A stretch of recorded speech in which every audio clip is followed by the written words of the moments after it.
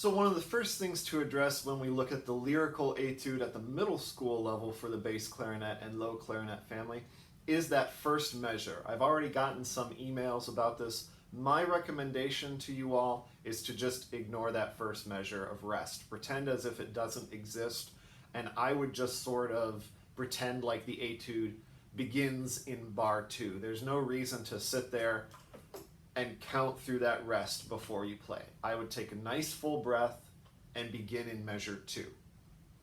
I think that one of the more challenging bits of this etude is actually the tempo and the fact that it's slow. Normally we associate slow music with easier music, but that's not true in this case. I found that as I was practicing it and recording it, that I would sort of default to playing it too fast. So I would really suggest that you use your metronome at the indicated tempo of 88 when you start to learn this, so that you don't learn it too fast and have to try to relearn it with the brakes on in order to play it at the requested tempo. Check the metronome before you start playing and make sure that you stick to the slower side of the tempo and don't let it roll ahead. It says a lot about your ability to control tempo if you can stick to that slow tempo from the first measure of the etude all the way until the end of it. So one of the things with this kind of being in the key of A minor and C major, we sort of get to explore both in this, is that we have this awkward interval of G sharp to F natural. So if you look in bars 9 and 18, and in particular in bar 18, remember that the G sharp accidental carries through the measure. So it's not just the first note of bar 18, it's also the 5th note in the measure. But it's a bit of an awkward interval to read, particularly when it's down in the basement register, because we are so accustomed to seeing G sharp paired with F sharp. And in this case, we have G sharp paired with F natural. So I would go ahead in those measures that I mentioned and write in the F natural. Even though it's already in the key, I would want it there as a reminder to myself. And here's how you have to do this on the clarinet or bass clarinet in this case. We know that the G sharp has to be fingered with the right hand pinky here. But we can't slide our right hand pinky to go between the two notes. And the reason is because no matter how hard I practice this or how good of a bass clarinet player I am, I'm never going to be able to make that interval sound clean.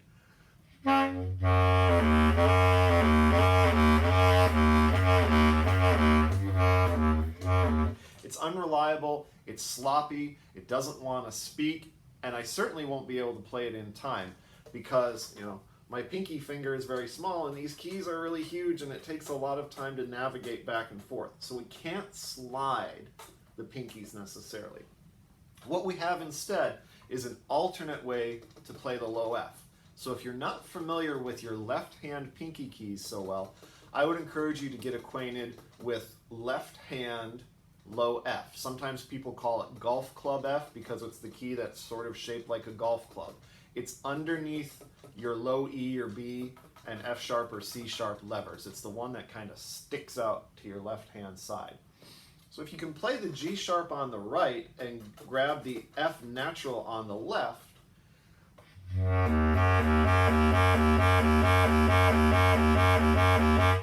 then you're in good shape for that interval. That would mean then, for instance, bars 18 and 19, that the G sharp is going to have to be played on the right.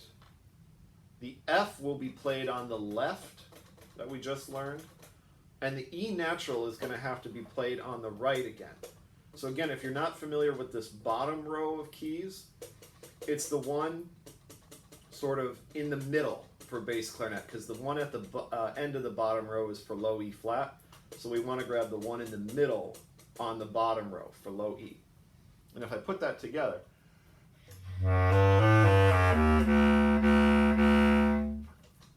you can hear that my intervals are nice and smooth.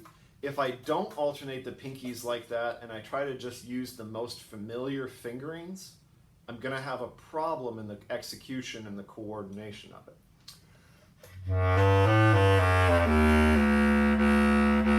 You can hear I got extra noise in between the G sharp and the F, and it delayed my response a little bit. It kind of threw me off of the pulse just a little bit. So we want nice clean technique, even though this is a lyrical etude. And the way to do that is right hand G sharps, left hand low Fs, right hand low E's when you have that interval. Another big question is what to do with the quarter notes. Are they long? Are they short? We don't really get a clear indication about how to play them. So what I would recommend doing is play them on the longer side. When I was preparing this and recording this, I would think of like a cello or a double bass, just kind of changing bow directions on those notes. So da da dee da da da dee da da. If you can imagine that, that should sort of give you an indication of how long they should be. Please don't play I think that's too short. I think it's much better to play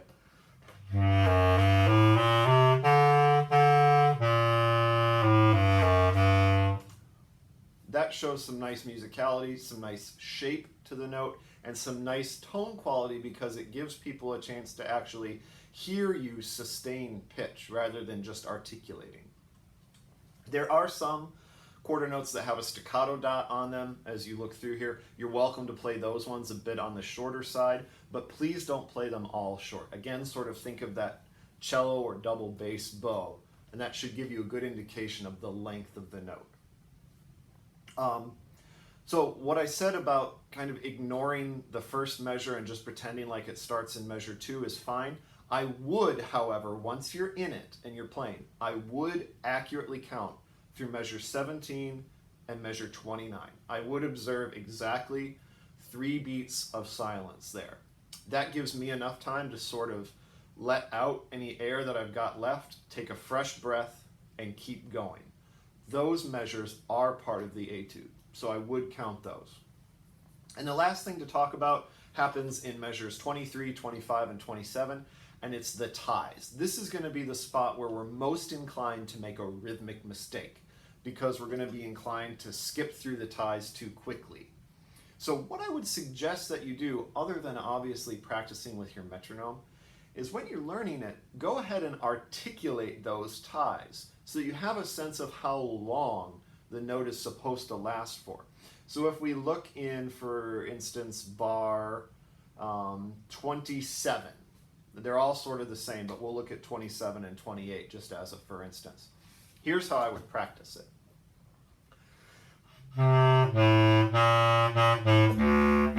So you notice I tongued that downbeat.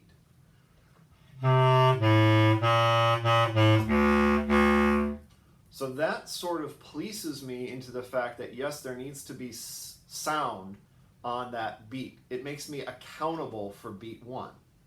And what I do is after I'm accountable for that, I can go ahead and take the tie out, but I still have to be accountable for it here.